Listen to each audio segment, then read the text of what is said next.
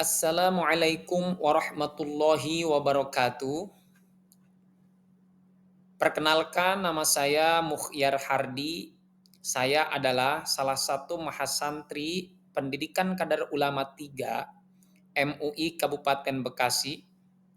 Pada kesempatan kali ini, saya akan membahas salah satu tema dalam kajian pengantar usul fikih, yaitu metode istimbat melalui kaidah kebahasaan, amr dan nahi,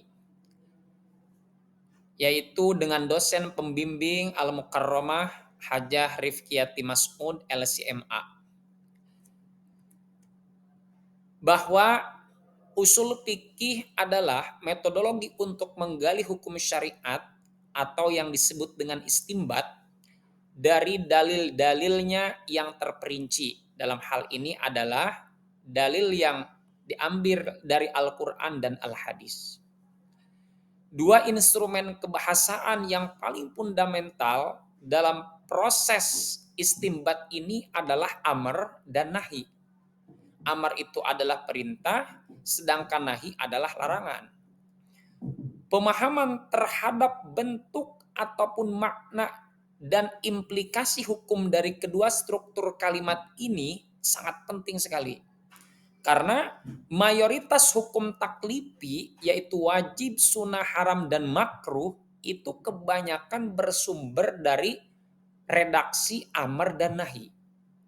Maka setelah digali dari teks perintah ataupun teks larangan, dalam hal ini amr dan nahi, maka akan menghasilkan sebuah produk hukum, baik hukum itu nantinya berupa hukum wajib, kemudian ataukah sunnah, ataukah haram, ataukah makruh. Nanti dari hasil analisa redaksi perintah dan larangan dalam dalil-dalil Al-Quran dan Al-Hadis. Nah, ini diambil dari pendapat Syekh Abdul Wahhab Khalaf dalam karyanya, yaitu Ilmu Usul Fikih halaman 109. Nah, pertama kita akan membahas terlebih dahulu tentang amr. Apa itu amr? Dalam hal ini secara bahasa amr itu adalah perintah. Sedangkan menurut terminologi, menurut Syekh Wahbah Az-Zuhaili dalam kitabnya Usul Fikih Al-Islami halaman 208, bahwa yang dimaksud dengan amar yaitu al-lafdu ad-dalu ala talabil fi'li ala jihatil isti'la. Yang dimaksud dengan amar yaitu lapad yang menunjukkan permintaan untuk melakukan suatu perbuatan dari pihak yang lebih tinggi. Dalam hal ini Allah memerintahkan kepada hambanya, maka itu dikatakan dengan amr. Begitu pula ketika seorang guru memerintahkan kepada muridnya, maka itu yang dimaksud dengan amr. Begitu pula seorang orang tua memerintahkan kepada anaknya, maka itu disebut dengan amr.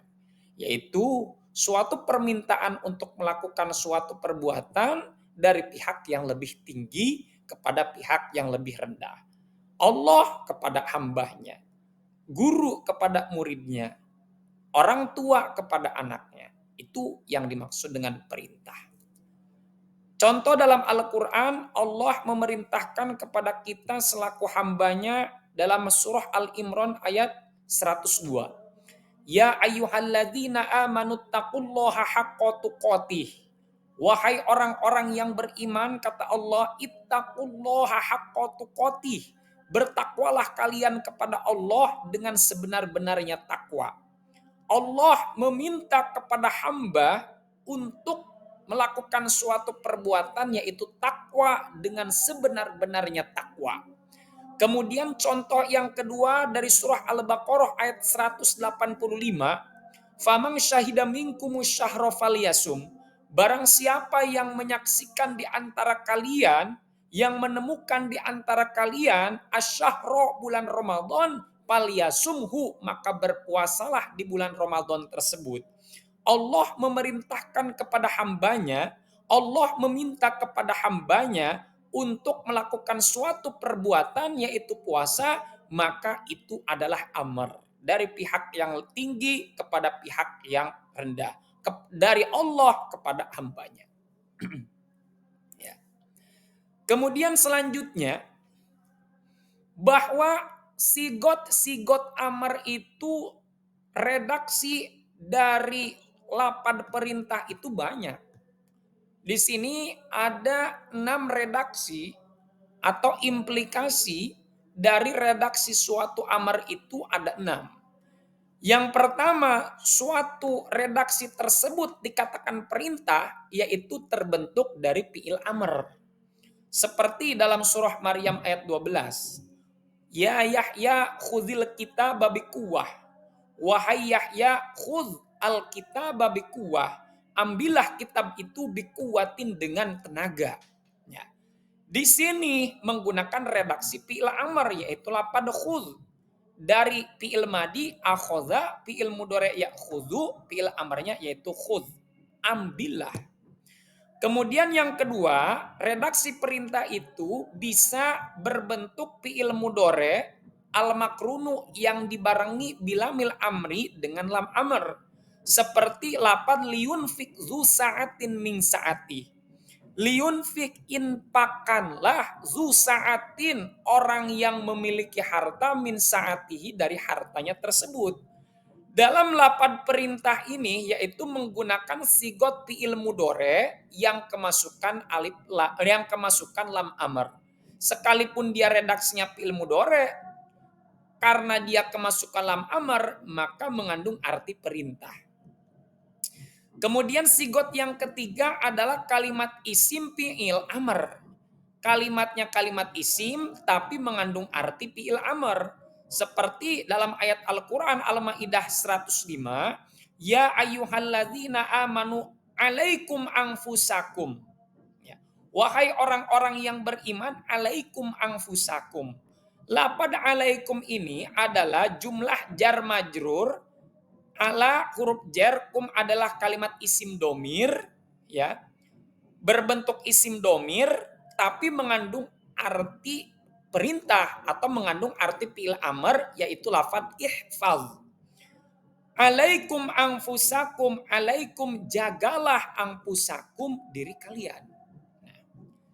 Kemudian yang keempat, sigot amr yaitu terbentuk dari kalimat masdar sebagai pengganti dari fi'il amr seperti lapad wa qada rabbuka alla ta'budu illa iyyahu wa bil walidaini ihsana.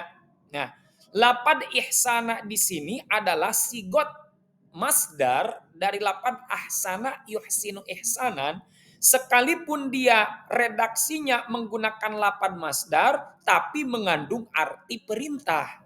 Apa artinya? Wabil walidaini ihsana, dan kepada kedua orang tua ihsana berbuat baiklah, gitu ya. Kemudian sigot yang kelima yaitu terbentuk dari kalam khobari, suatu ungkapan yang mengandung informasi, informatif, ya. Seperti dalam surah Al-Baqarah ayat 228, wal mutallaqatu yatarabbasna bi anfusihinna salasata quru.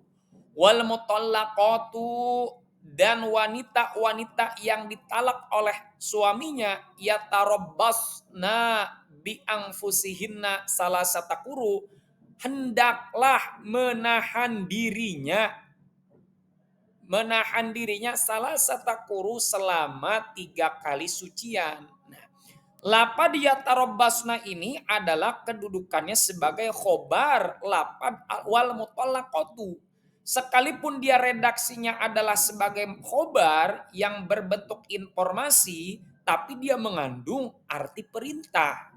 Hendaklah wanita-wanita yang ditolak oleh istrinya menjaga dirinya selama 3 kali sucian. Nah, kemudian yang keenam yaitu suatu sigot perintah yaitu terbentuk dari lafad-lafad tadullu ala ma'nal amri yang menunjukkan arti perintah seperti lafad amara, innallaha ya'murukum bil 'adli wal ihsan wa ita izil qurba ila akhirih. Kemudian lafad parodo dipardukan atau diwajibkan. Kemudian lafad kutiba diwajibkan, ya, mengandung arti diwajibkan. Seperti dalam surah Al-Baqarah ayat 183, ya ayyuhalladzina amanu kutiba alaikumusiyam. Wahai orang-orang yang beriman, kutiba diwajibkan alaikum kepada kalian asyamu adalah puasa. Maka redaksi-redaksi kalimat yang mengandung amar, maka itu pun juga dikatakan perintah. Kemudian selanjutnya, bahwa makna ataupun arti dari sigot amar tersebut juga ternyata bukan hanya mengandung arti perintah.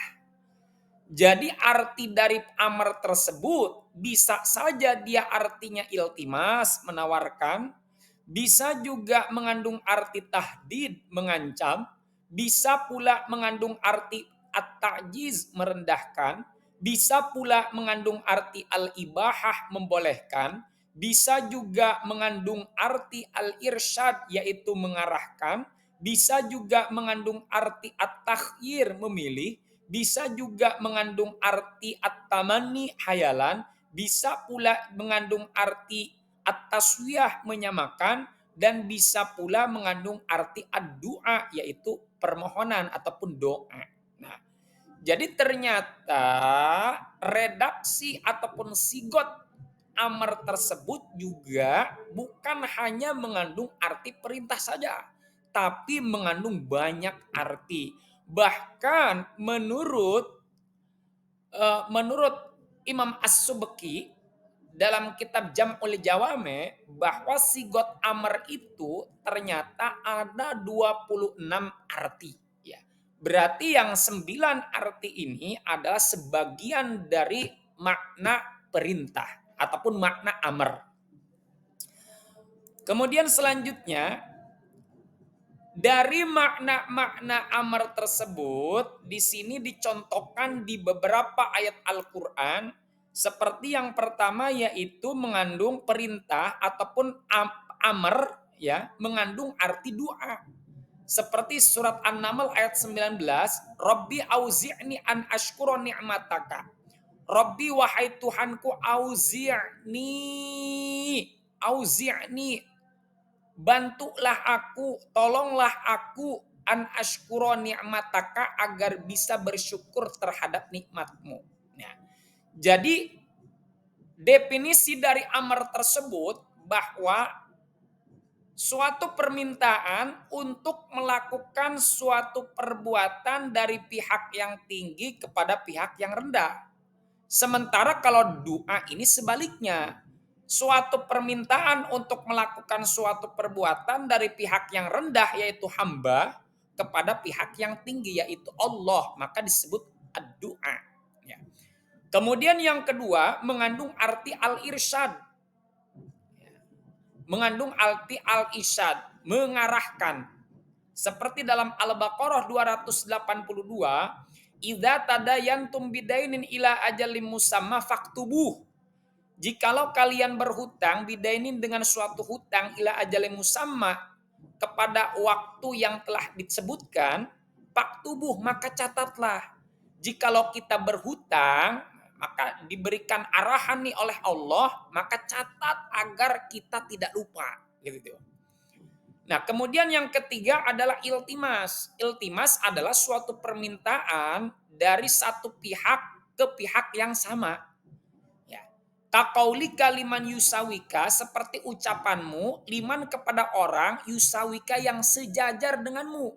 Atini al-qalama ayyuhal akh. Berikan aku pulpen itu ayyuhal akh, wahai saudaraku ataupun temanku. Ya. Kemudian yang ketiga mengandung arti at-tahdid, ancaman. Seperti dalam contoh Al-Qur'an, i'malu ma syi'tum innahu bima ta'maluna basir.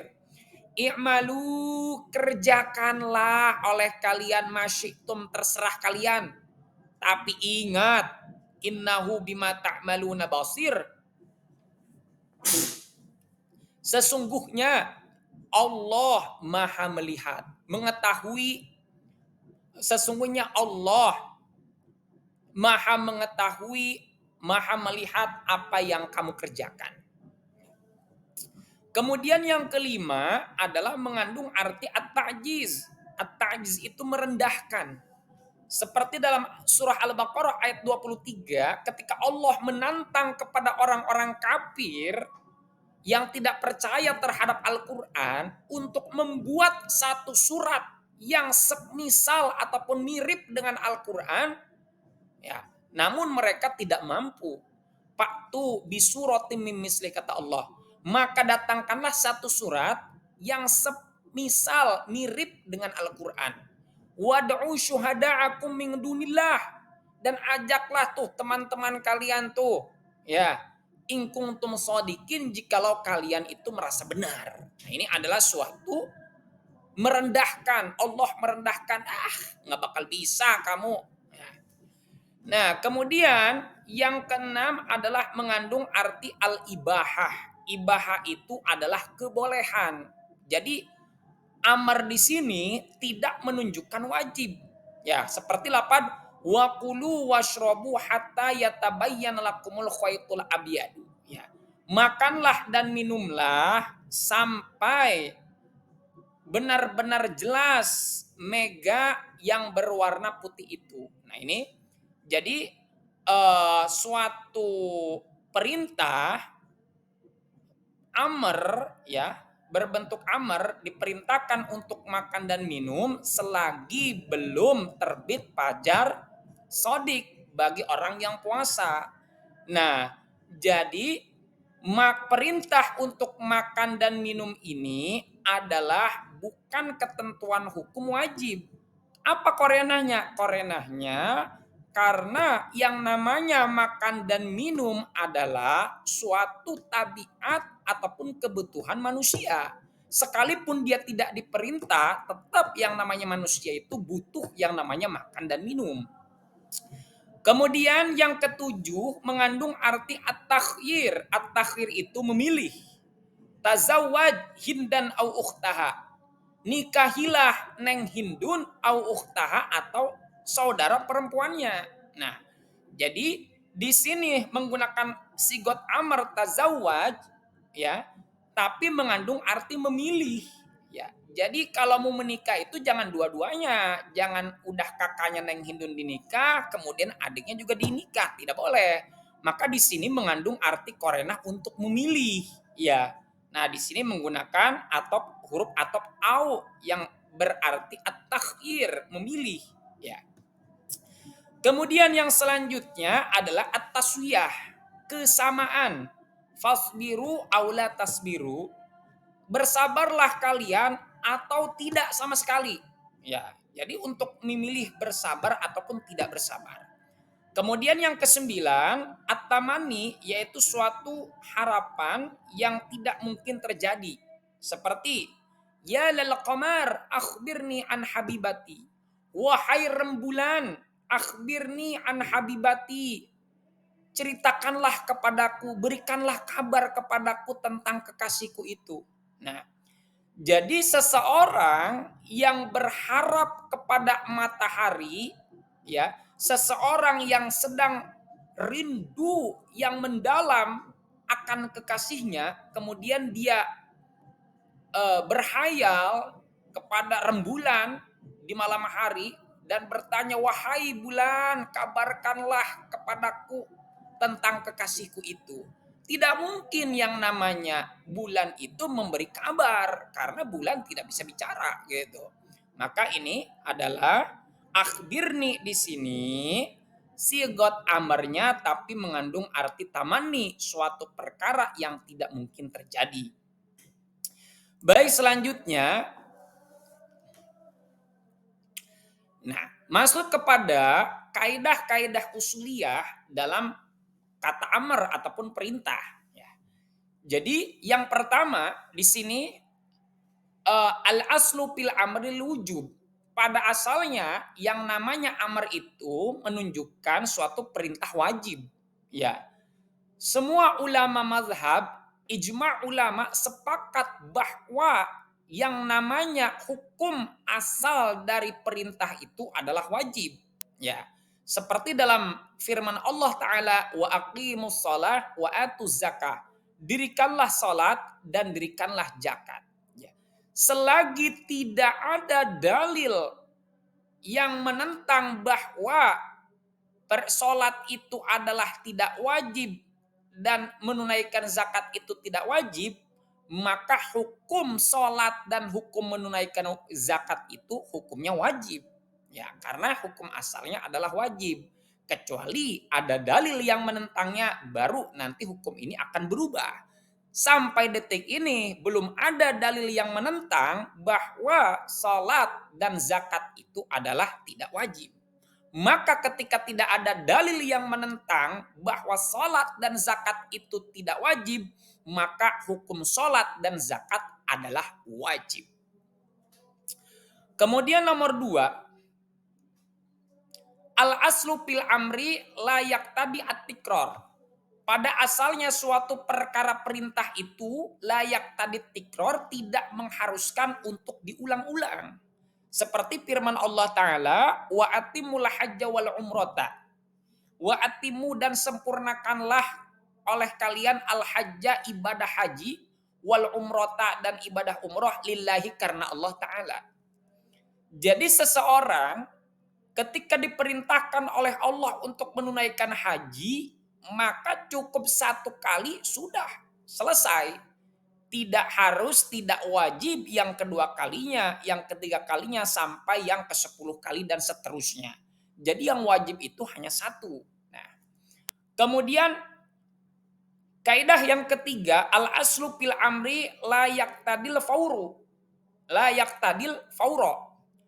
Asal hukum dari perintah itu tidak mengharuskan dilaksanakan secara langsung. Ya, seperti firman Allah Ta'ala, walillahi 'alan nasi hajjul baiti man istata'a ilaihi sabila, dan bagi Allah terhadap manusia yaitu melaksanakan ibadah haji ke Baitullah man istata'a ilaihi sabila, bagi yang mampu dalam melaksanakan ibadah haji tersebut. Nah, jadi kewajiban haji itu akan muncul ketika seseorang sudah istitoah, sudah mampu. Baik itu istitoah maliyah, mampu secara harta, ataupun istitoah sihiyah, mampu secara kesehatan ataupun jasmani. Nah, jadi tidak kewajiban untuk menunaikan haji itu tidak langsung pada saat itu juga terbebani hukum taklifi untuk melaksanakan haji, kecuali ketika dia sudah istitoah, sudah mampu. Kemudian yang keempat, al-amru bisyai'i amrun biwasailihi. Memerintah sesuatu berarti juga memerintah melaksanakan wasilahnya ataupun pelantaranya.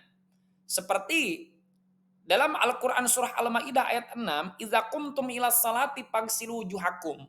Apabila kalian hendak melaksanakan ibadah salat, fagsilu wujuhakum, maka basuhlah muka kalian. Maka karena kita tahu hukum perintah salat itu adalah wajib, maka segala sesuatu yang mensyaratkan sahnya suatu perbuatan wajib seperti wudhu, maka wudhu adalah merupakan perkara wajib. Ya.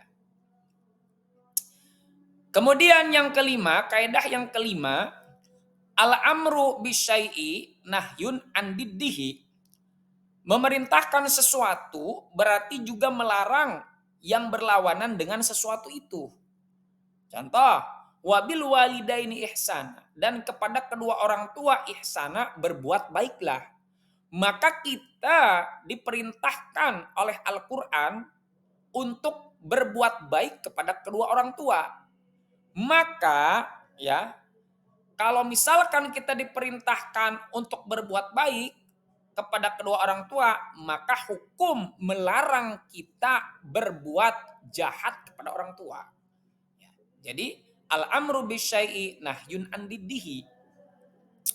Kemudian yang keempat, yang keenam, idza fu'ilal ma'muru bihi ala wajhihi yakhruju al-ma'muru an uhdatil amri.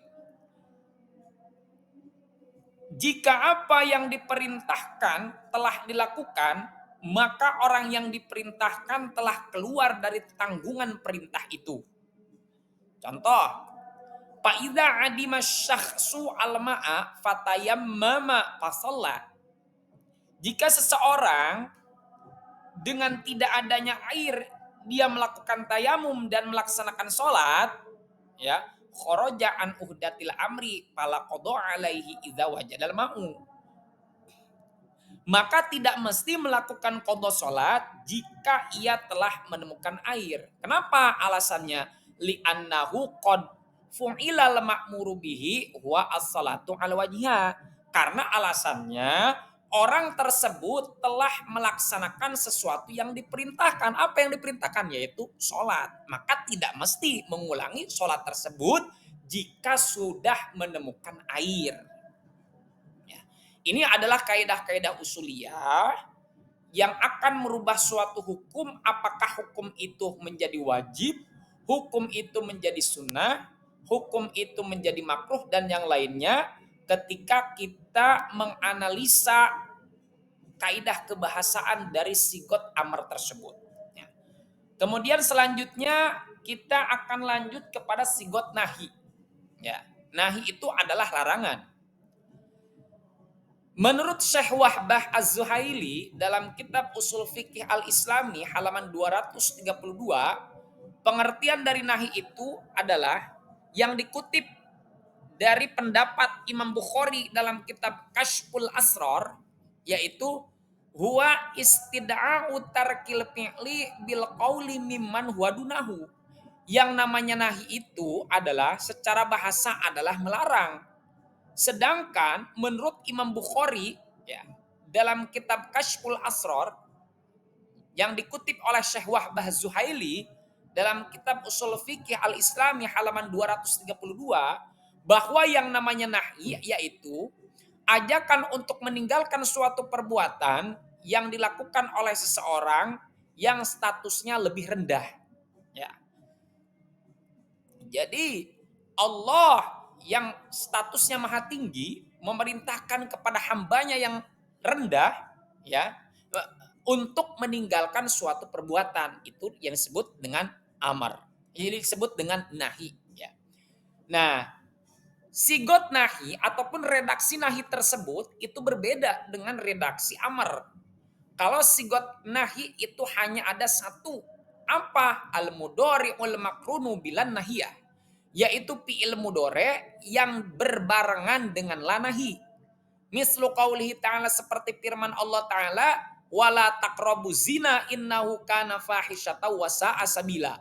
Dan janganlah kalian mendekati perbuatan zina, innahu kana fahisyatan wa sa'a sabila. Sesungguhnya perbuatan zina itu adalah perbuatan keji dan menuju jalan yang jelek. Ya. Di sini redaksi dari sigot nahi tersebut adalah fi'il mudhari lafadz taqrabu, ya, yang kemasukan lanahi.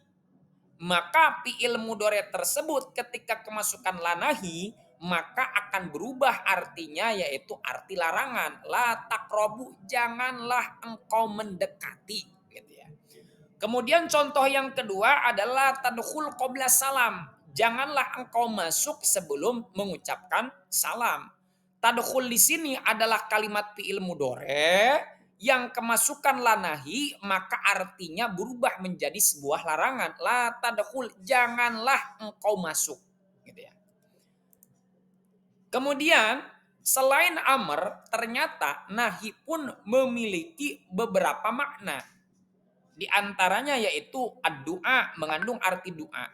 Kemudian mengandung arti menawarkan iltimas.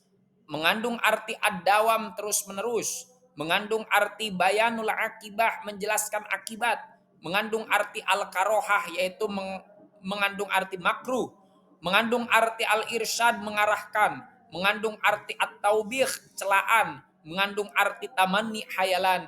Dan mengandung arti ancaman at-tahdid. Ini adalah contoh-contoh dari makna redaksi kalimat nahi tersebut, yaitu ad-du'a, al-irsyad, iltimas, ad-dawam, bayanul akibah, at-taubih, at-tamani, al-karohah.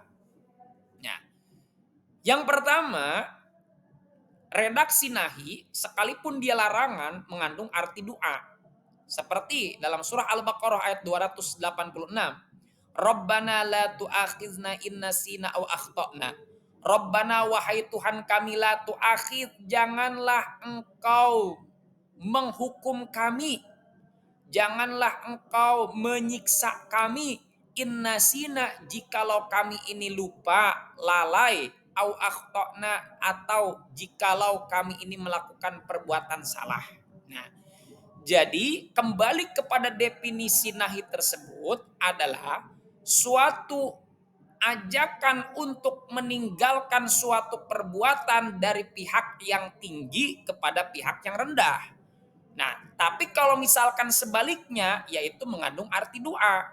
Ya, seperti hamba pihak yang rendah memerintahkan untuk melakukan untuk meninggalkan suatu perbuatan kepada pihak yang lebih tinggi, kebalikan dari nahi, maka dia mengandung arti doa. Hamba memerintahkan kepada Allah yang maha tinggi untuk meninggalkan suatu perbuatan, yaitu menyiksa ataupun menghukum. Kemudian yang kedua mengandung arti al-irsyad. Al-irsyad itu adalah mengarahkan. La tas'alu an asya'a in tubdalakum tasukum. La tas'alu, janganlah engkau bertanya an asya'a, dari suatu perkara, in tubdalakum tasukum, yang tidak engkau mulai. Yang tidak engkau mulai, tasukum, khawatir akan menjadi buruk bagi kalian. Kemudian yang ketiga mengandung arti al-iltimas. Al-iltimas itu adalah suatu ajakan untuk meninggalkan suatu perbuatan dari satu pihak ke pihak yang lain yang satu derajat. Seperti Nabi Musa memerintahkan kepada saudaranya yaitu Harun, qala Musa li akhihi Harun. Nabi Musa berkata kepada saudaranya Harun, Nabi Musa adalah seorang nabi manusia, kemudian saudaranya itu adalah Harun, yaitu juga manusia, secara derajatnya adalah sama, ya, secara derajatnya adalah sama, tapi di sini melarang untuk mengikuti jalan orang-orang yang mufsid, orang-orang yang merusak, gitu ya. Maka suatu larangan ataupun ajakan untuk meninggalkan suatu perbuatan dari satu pihak ke pihak yang lain yang sederajat, maka itu damakan dengan iltimas. Kemudian selanjutnya yaitu mengandung arti ad-dawam. Ad-dawam, terus menerus. Wala tahsabannallaha ghafilan amma ya'malul zalimun. Wala tahsabannallah, jangan engkau kira Allah ghafilan, lupa, amma ya'malu zalimun, terhadap apa yang dilakukan oleh orang-orang zalim. Jadi di sini korenahnya selamanya Allah tidak akan lupa gitu terhadap apa yang dilakukan oleh orang-orang zalim. Kemudian yang kelima bayanul akibah, menjelaskan suatu akibat. Wala tahsabannal ladzina qutilu fi sabilillahi amwata bal ahya. Nah, jangan engkau kira orang-orang yang terbunuh di jalan Allah itu mereka meninggal dunia, bal ahya, akan tetapi mereka itu hakikatnya masih hidup, gitu tuh. Nah, kemudian mengandung arti at-taubih, wala talbisul haqqa bil batil, dan janganlah engkau tukar suatu kebaikan itu dengan kebatilan. Kemudian yang ketujuh adalah at-tamani, mengandung arti harapan yang tidak mungkin terjadi. Ya lailutul, ya naumuzul, ya subuhu kif, la tatlu. Wahai subuh kif, berhentilah, la tatlu, jangan muncul kau matahari, gitu ya. Nah, maka suatu harapan yang menghendaki matahari itu tidak boleh muncul, maka itu adalah suatu harapan yang tidak mungkin terjadi, maka disebut dengan tamanni. Kemudian yang kedelapan adalah mengandung arti al-karohah, makruh. La taltapit wa antapis sholah. La taltapit, janganlah engkau menoleh. wa anta fis sholati, sedangkan engkau dalam keadaan sholat. Maka menoleh pada waktu sholat itu hukumnya adalah makruh. Ini adalah makna-makna yang tersurat di dalam redaksi nahi. Kemudian selanjutnya, kaidah usuliyah dalam redaksi kebahasaan yaitu nahi. Yang pertama, al-aslu fin nahi lit tahrim. Pada asalnya hukum larangan itu adalah haram. Illa madallad dalilu ala khilafihi, kecuali ada dalil yang menunjukkan terhadap menentangnya keharaman tersebut. Seperti wala tufsidu fil ardi ba'da islahiha. Dan janganlah kalian merusak di muka bumi ba'da islahiha, setelah Allah menata bumi tersebut. Nah, kemudian yang kedua, an-nahyu anisyai amrun bididdihi. Suatu larangan terhadap suatu perkara adalah suatu perintah terhadap kebalikan dari larangan tersebut. Wala ta'kulu amwalakum bainakum bil batil. Dan janganlah kalian memakan harta kalian dengan cara batil. Berarti kita diperintahkan untuk sebaliknya, yaitu memakan harta kita dengan cara halal ataupun baik. Kemudian yang ketiga adalah kaidah yang ketiga, al aslu fin nahi yadullu ala fasadil manhi anhu fil ibadah. Ya. Pada asalnya suatu hukum larangan itu menunjukkan pada kerusakan perkara yang dilarangnya dalam bermuamalah. Jika larangan itu menunjuk pada zatnya akad. Ya.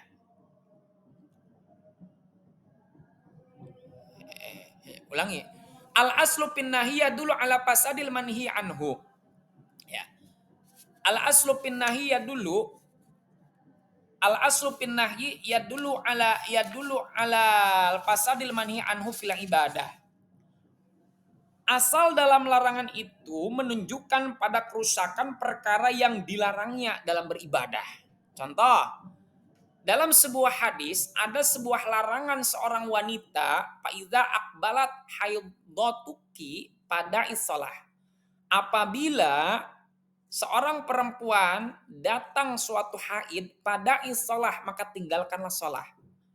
Wa iza adbarat pagsili angkat dama summa salli. Dan apabila dia telah bebas dari haid tersebut atau setelah suci, pagsili, maka mandilah, angkid dama, dalam membersihkan darah tersebut, summa salli, kemudian sholat. Ya. Jadi suatu perkara ibadah itu, ya, suatu perkara ibadah itu akan dilarang apabila datangnya suatu kerusakan. Ya. Jadi seorang wanita dia ketika sedang dalam keadaan haid, maka kemudian dia melakukan suatu ibadah sholat, maka sholat itu hukumnya rusak. Artinya tidak sah gitu ya. Kemudian kaidah yang keempat, an-nahyu yadullu ala fasadil manhi anhu fil muamalah in raja'al nahyu ila nafsil aqdi. Ya. Bahwa larangan itu menunjukkan pada kerusakan perkara yang dilarang dalam bermuamalah jika larangan itu menunjuk pada zatnya akad. Ya. Contoh, di sini dalam sebuah hadis yang diriwayatkan oleh Imam Muslim, naha sallallahu alaihi wasallam an bai'il hasah. Rasulullah sallallahu alaihi wasallam melarang hamba umatnya untuk melakukan jual beli kerikil. Nah, maka ketika larangan itu muncul terhadap suatu redaksi hukum, maka hukum bermuamalah, maka transaksi muamalah tersebut atau dalam hal ini akad itu tidak sah. Ya. Kemudian yang kelima, wa in roja'a ila amrin kharijin anil aqdi ghairi lazimin fala yasihu. Ya. Apabila jika larangan itu merujuk pada perkara yang keluar dari bentuk akad yang tidak lazim, maka tidaklah menjadi batal. Ya, maka tidaklah menjadi batal. Contoh, dalam sebuah Al-Quran, dalam sebuah ayat Al-Quran surah Al-Jumu'ah ayat 9, idza nudiya lis-salati min yaumil jum'ati fas'au ila dzikrillahi wa dzarul bai'. Ya. Apabila diseru untuk menunaikan salat Jumat, maka bersegeralah kamu pada mengingat Allah dan tinggalkan jual beli. Hal itu karena akan mengganggu dalam usaha melakukan kewajiban salat Jumat. Ya. Dan gangguan itu ada ketika terjadi proses jual beli dan lainnya termasuk juga di dalamnya adalah makan.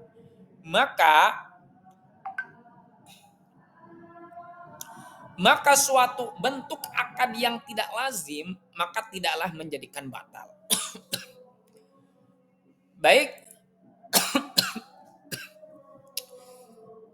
selanjutnya kesimpulan. Metode istimbat melalui kaidah kebahasaan amar perintah atau nahi dan yaitu larangan merupakan suatu pendekatan fundamental dalam menetapkan hukum Islam dari teks Al-Quran dan Al-Hadis. Pada dasarnya, bentuk kata perintah yaitu amar menunjukkan kewajiban, sedangkan bentuk kata larangan yaitu nahi menunjukkan keharaman. Namun, makna dasar ini tidak mutlak dan dapat berubah menjadi sunnah atau irsyad, bimbingan, atau makna yang lainnya jika terdapat indikator ataupun korena dalam teks yang mengalihkannya dari makna dasarnya. Dengan demikian, pemahaman terhadap kedua kaidah ini menuntut analisis yang mendalam terhadap konteks kebahasaan dan petunjuk linguistik yang lainnya. Bukan sekedar memahami literal untuk sampai kepada kesimpulan hukum yang akurat. Maka disinilah kita perlu yang namanya memahami kaidah-kaidah kebahasaan, terutama dalam memahami redaksi amar dan nahi, agar dalam mengistimbat suatu hukum itu menjadikan suatu kesimpulan hukum yang akurat. Ya. Baik, itu saja. Sekian, terima kasih. Itu saja yang dapat saya sampaikan. Mudah-mudahan bisa dipahami dan bisa bermanfaat untuk kita semuanya. Akhirul kalam, wabillahi taufiq wal hidayah, war ridha wal inayah. Wassalamualaikum warahmatullahi wabarakatuh.